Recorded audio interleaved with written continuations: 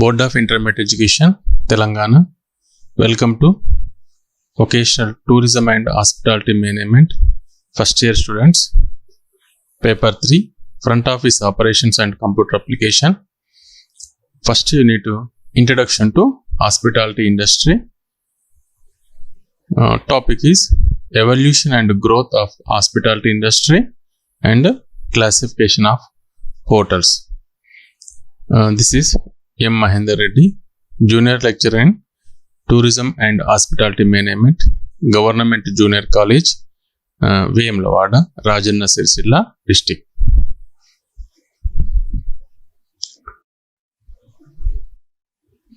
Today, we learn about the evolution and growth of hospitality industry and classification of hotel. First one is evolution and growth of hospitality industry. Man is a social animal and he always lived in groups since very old days. But as time passed, people spread over to different countries and continents in search of livelihood. People also traveled for the purpose of trade and commerce. This made people to travel, and the means of transport available in those days was animals like horse, bullock, carts, camels, or people just walked. మనము first unit అయినటువంటి third paper అయినటువంటి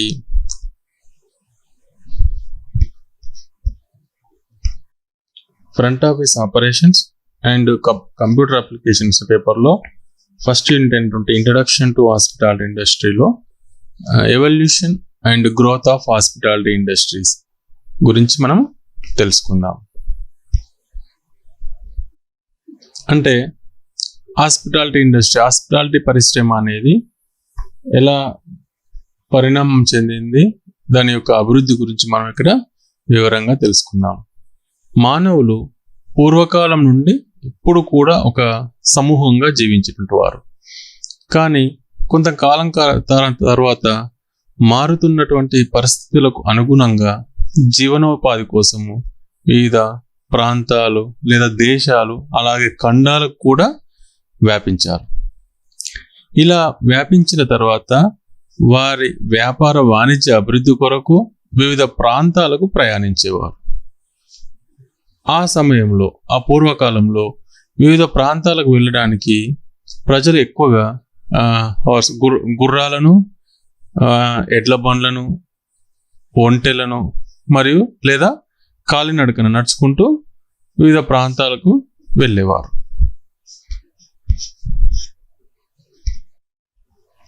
మన image ఇంకా చూసేది ఉంటే ఇలా ఎడ్ల బండ్లను లేదా కేమల్ ఒంటెతోటి ఇలా ట్రాన్స్పోర్టేషన్ అనేది ఆ కాలంలో పూర్వకాలంలో జరుగుతూ ఉండేది.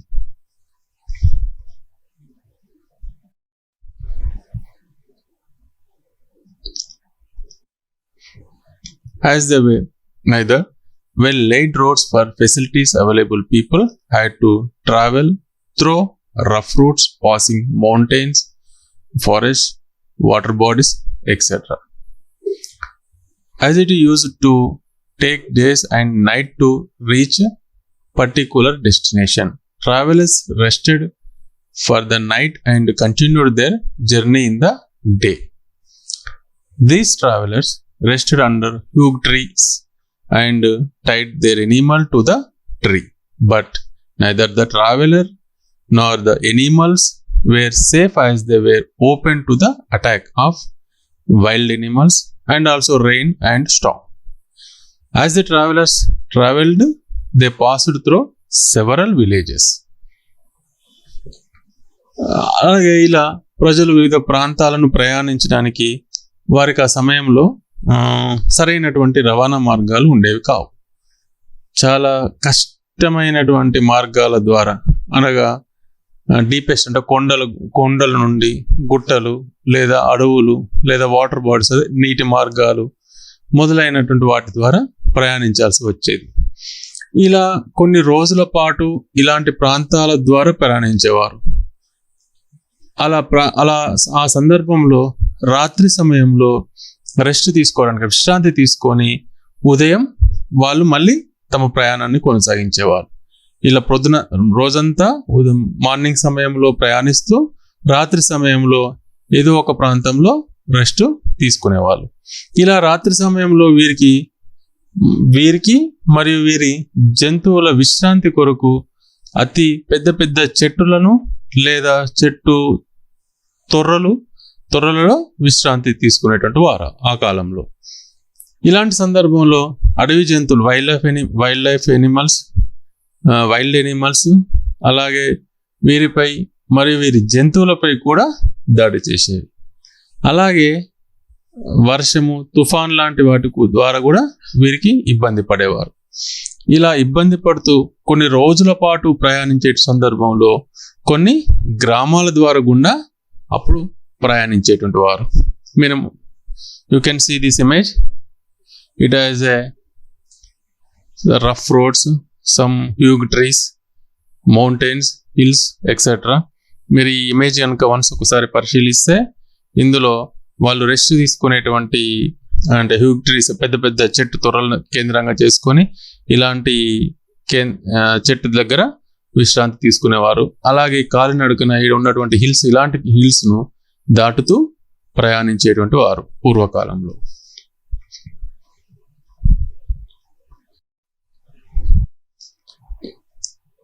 The thought came to the mind of these travelers, if they could get shelter for themselves and secure their animals for the night.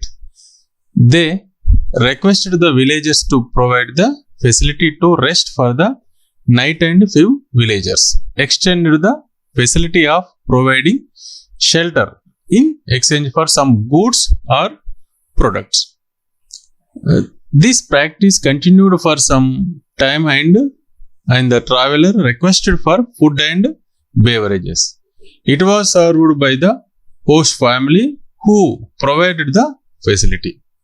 Later on, the travelers demanded entertainment. The host family cooked food and served it, and their servants provided entertainment. All these facilities were provided as per the needs and demands of the travelers, and they paid for it in terms of goods.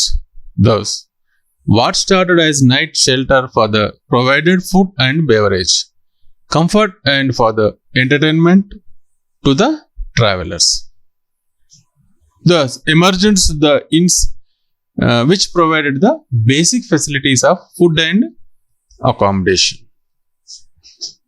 ఇలా గ్రామాల గుండా ప్రయాణించేటువంటి సందర్భంలో అలా ప్రయాణించేటువంటి వారికి ఒక ఆలోచన వచ్చింది.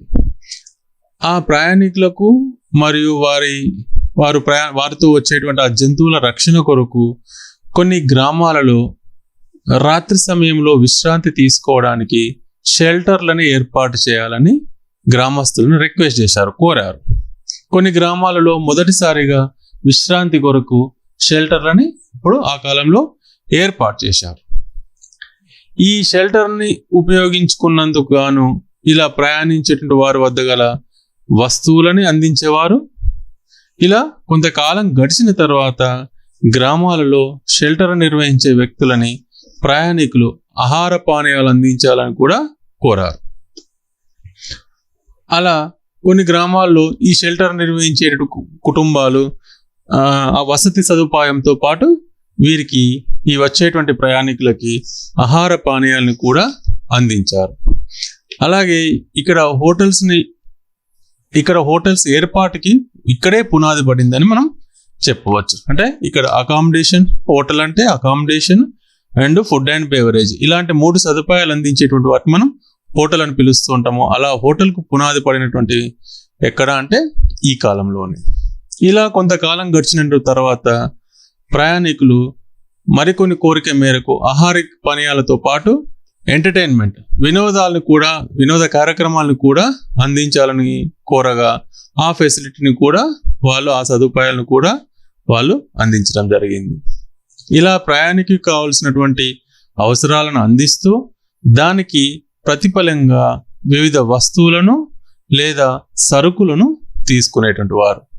ఇలా ప్రాచీన కాలంలో వసతి మరియు ఆహారాన్ని అందించేటువంటి సత్రాలనే మనము ఇన్ అని పిలిచేవారు.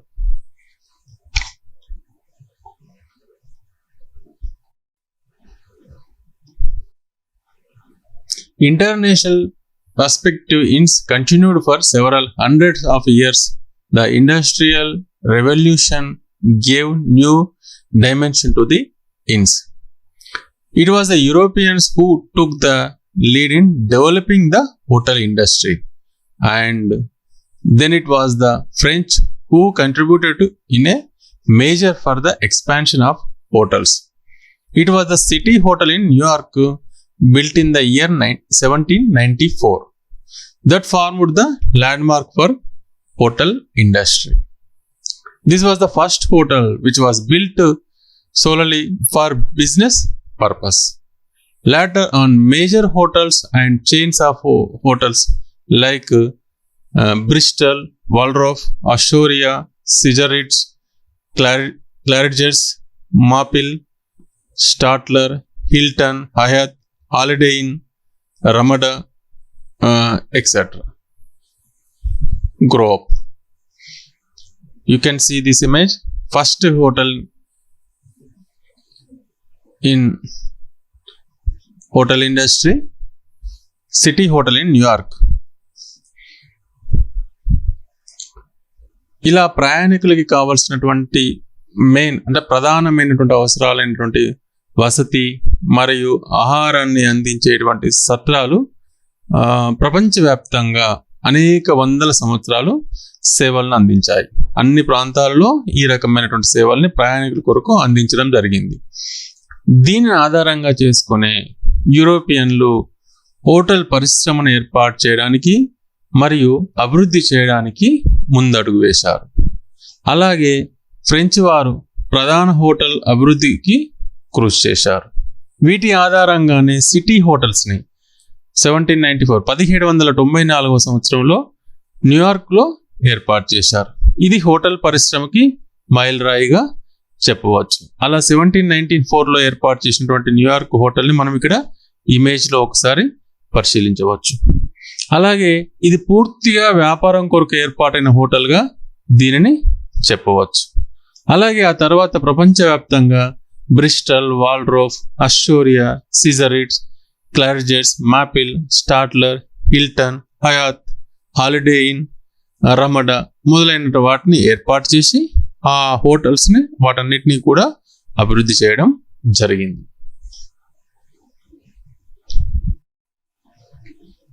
Growth of hotel industry in India, since most of the travel was by walk or use of animals. There were facilities like Choultry, Panchayat, Sarais, Dharmashalas, and also shelter was provided in religious places like temples and mosques. It was mandatory for the authorities to provide food and shelter for the wayside traveler. The Mughal kings built Musafir Khanas and Ashru Khanas. You can see this image like Dharmashala in ancient period. భారతదేశంలో కూడా hotel పరిశ్రమ అనేది పూర్వకాలం తర్వాత అభివృద్ధి చేయడం జరిగింది. పూర్వకాలంలో కాలినడకన జంతువులను రవాణా కొరకు ఉపయోగించడము, అలాగే ఆ పూర్వకాలంలో చౌల్ట్రీ, పంచాయతీ, సారాయిలు, ధర్మశాల, అలాగే మతపరమైనటువంటి ప్రాంతాలలో అనగా ఆలయాలలో మసీదులు ఉన్నటువంటి ప్రాంతాలలో ఏర్పాటు చేసినటువంటి షెల్టర్లు మొదలైనవన్నీ కూడా ఆ కాలంలో వారికి సేవలు అందించేటువంటిది. ఇందులో వసతి మరియు ఆహార పానీయాలను కూడా అందించేటువంటి వారు.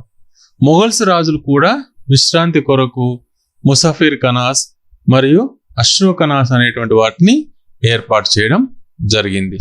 మనం ఇక్కడ ఇమేజ్లో ప్రాచీన కాలంలో ఏర్పాటు చేసినటువంటి ఒక ధర్మశాలను చూడవచ్చు.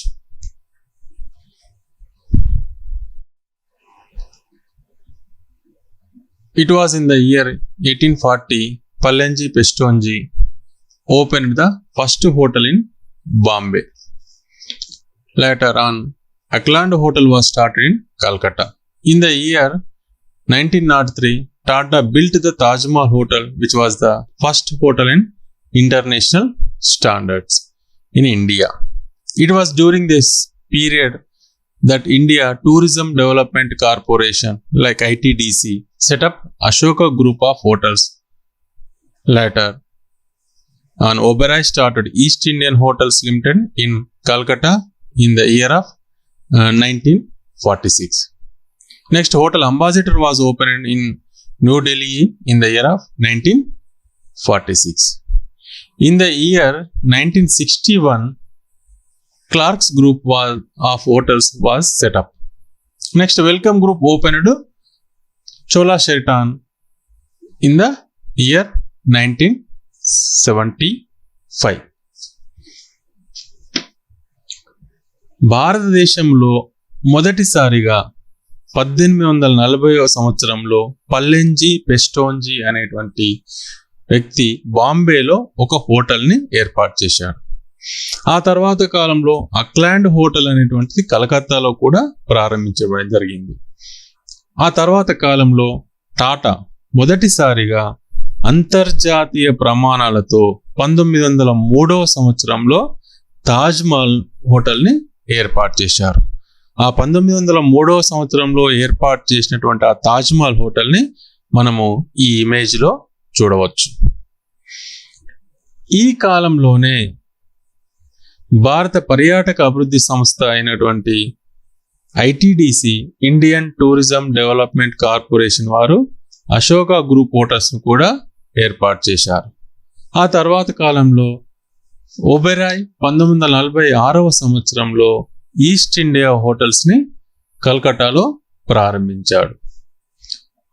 ఆ తర్వాత హోటల్ అంబాసిడర్ని 1946వ సంవత్సరంలో న్యూఢిల్లీలో ప్రారంభించడం జరిగింది. 1961 సంవత్సరంలో క్లార్క్స్ యొక్క గ్రూప్ ఆఫ్ హోటల్స్ని కూడా స్థాపించడం జరిగింది. ఆ తర్వాత వెల్కమ్ గ్రూప్ 1975వ సంవత్సరంలో చోలా షెరటాన్ని కూడా ప్రారంభించారు. ఇలా భారతదేశంలో ఆ తర్వాత కాలంలో రిడ్జ్, సింక్లెర్స్, ఐటీసీ, లీలా గ్రూప్, అబ్జయ్ గ్రూప్, జేపీ హోటల్స్ ఇలా అనేకమైనటువంటి హోటల్స్ను ఏర్పాటు చేయడం జరిగింది. ఇలా భారతదేశంలో హోటల్ పరిశ్రమ అనేది అభివృద్ధి చెందినది. అలాగే నేడు భారతదేశంలో ఏర్పాటు చేస్తున్నటువంటి ఈ హోటల్స్, ప్రస్తుతం ఉన్నటువంటి హోటల్స్ అత్యంత ఆధునిక సదుపాయాలు మరియు వసతులను కూడా పర్యాటకులకు అందిస్తూ అనేక మంది వ్యక్తులకి కూడా ఉపాధి అవకాశాలను కల్పిస్తుంది.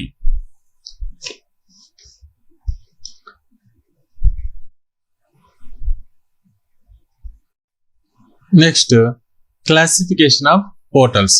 హోటల్స్ యొక్క వర్గీకరణని అనేక రకాలుగా మనము చెప్పవచ్చు. Hotels have been classified based on various criteria.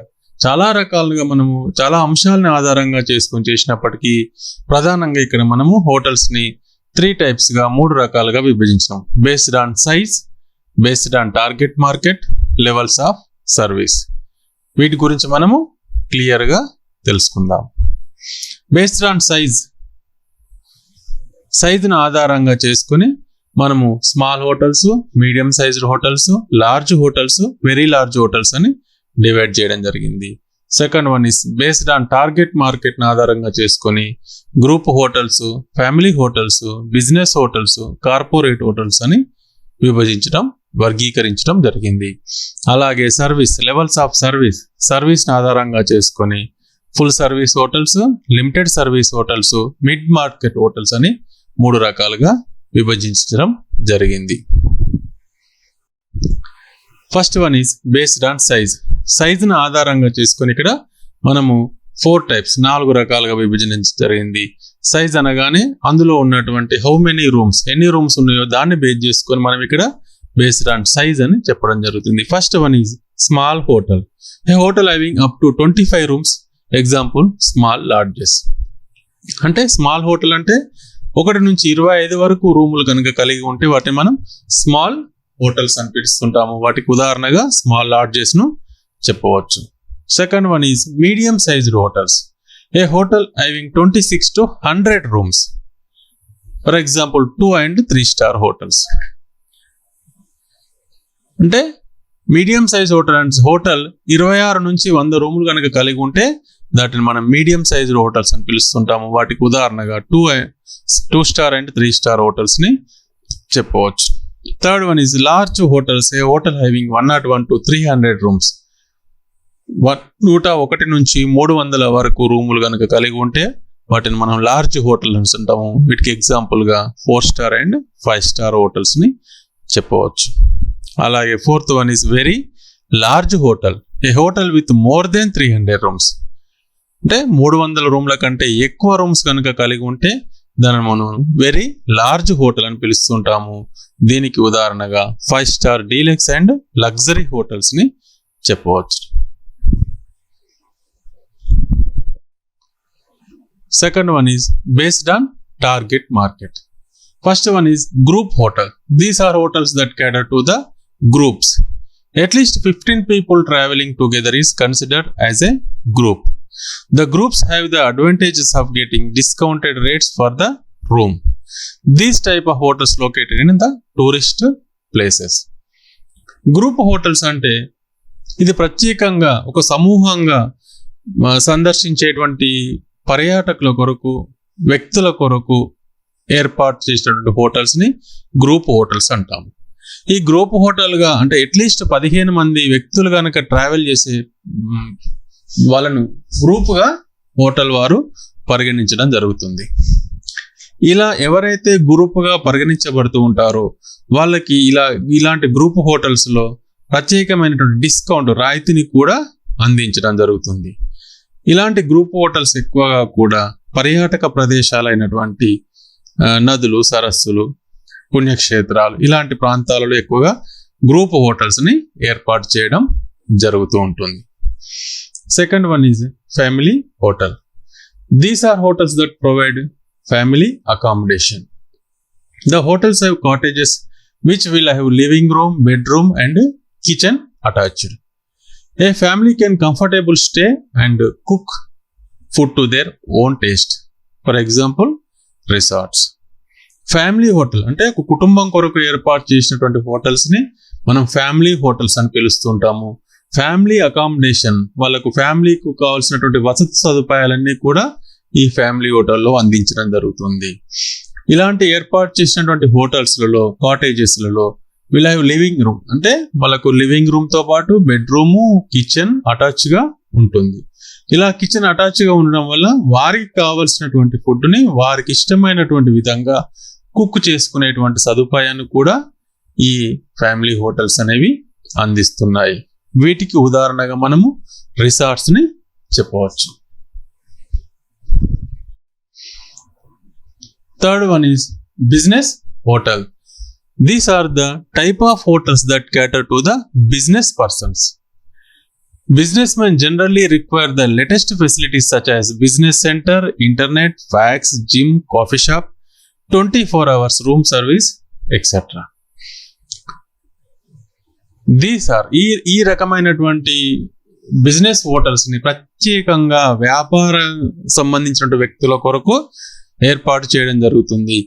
ఇలా ఏర్పాటు చేసినటువంటి బిజినెస్ హోటల్స్లో వారికి బిజినెస్ వ్యక్తులకు కావాల్సినటువంటి internet, fax, gym, coffee shop, 24 hours room service ఇలా మొదలైనటువంటి సేవలన్నీ కూడా అందించడం జరుగుతుంది. Fourth one is corporate hotel. These are the hotels that specially target the corporate clients. Corporate companies will enter into a contract with the hotels. This type of hotels provided special discount rates to corporate companies. The companies bill settled once a fortnight. అంటే ఈ corporate hotels అనేవి కూడా ప్రత్యేకంగా business వ్యక్తులకి ఏర్పాటు చేసినప్పటికీ ఈ corporate కంపెనీలతో డైరెక్ట్గా సంబంధాలను కొనసాగిస్తూ నిర్వహించేటువంటి హోటల్స్ మనం ఇక్కడ కార్పొరేట్ హోటల్స్ అని పిలుస్తూ ఉంటాము. ఇలా రెగ్యులర్గా వచ్చేటువంటి కార్పొరేట్ కంపెనీల నుంచి వచ్చేటువంటి వ్యక్తుల కొరకు స్పెషల్ డిస్కౌంట్, ప్రత్యేకమైనటువంటి రాయితీని కూడా ఇవి ఈ కార్పొరేట్ హోటల్స్ అనేవి అందిస్తూ ఉంటాయి.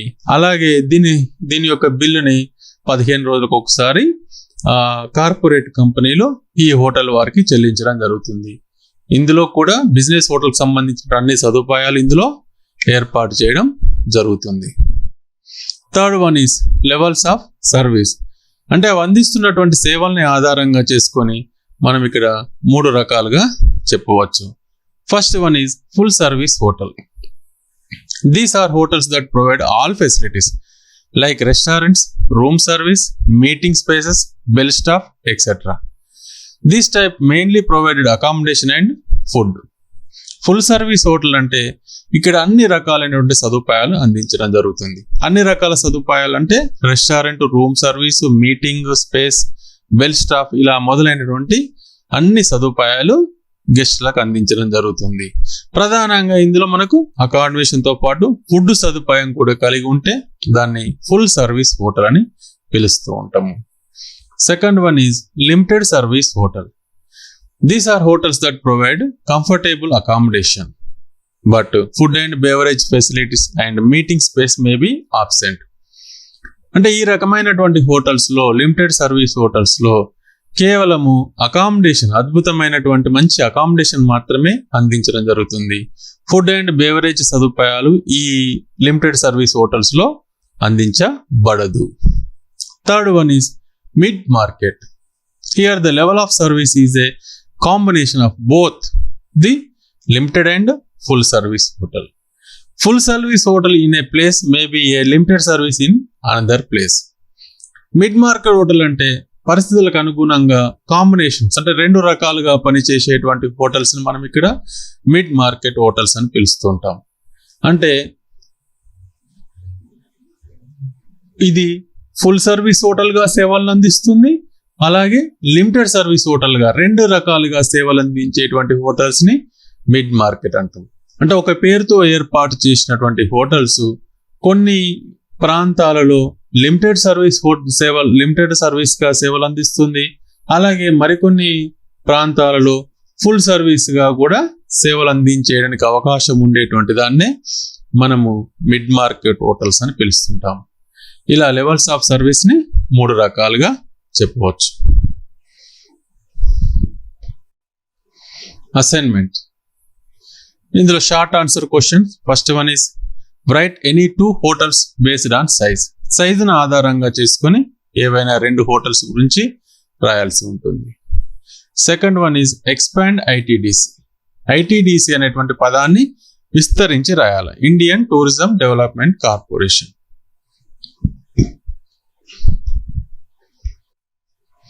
Which year built Taj Mahal hotel in India. మన భారతదేశంలో తాజ్ మహల్ హోటల్ ని ఏ సంవత్సరంలో ప్రారంభించారు? మనకు భారతదేశంలో అంతర్జాతీయ ప్రమాణాలతో ప్రారంభించినటువంటి తాజ్ మహల్ హోటల్ ని 1903వ సంవత్సరంలో మొదటిసారిగా అక్కడ ప్రారంభించడం జరిగింది. Fourth one is name any 2 classify hotels based on levels of service. Service ఆధారంగా ఏవైనా 2 హోటల్స్ యొక్క పేర్లు రాయాల్సి ఉంటుంది. నెక్స్ట్ లాంగ్ ఆన్సర్ క్వశ్చన్స్ లో first one is right the evolution and growth of hospitality industry. Hospitality పరిశ్రమ యొక్క పరిణామ క్రమం మరియు అభివృద్ధి గురించి వ్రాయండి. Second one is explain about the classify hotels based on target market. Target market ఆధారంగా విభజించినటువంటి 4 రకాలైనటువంటి హోటల్స్ గురించి వివరంగా రాయాల్సి ఉంటుంది. Third one is right the classification of hotels based on levels of service. Hotel అందిస్తున్నటువంటి సేవల్ని ఆధారంగా చేసుకొని విభజించినటువంటి 3 రకాల హోటల్స్ ని మనం ఇక్కడ ఎక్స్ప్లెయిన్ చేయాల్సి ఉంటుంది, వివరంగా రాయాల్సి ఉంటుంది. ఇది long answer questions. Thank you.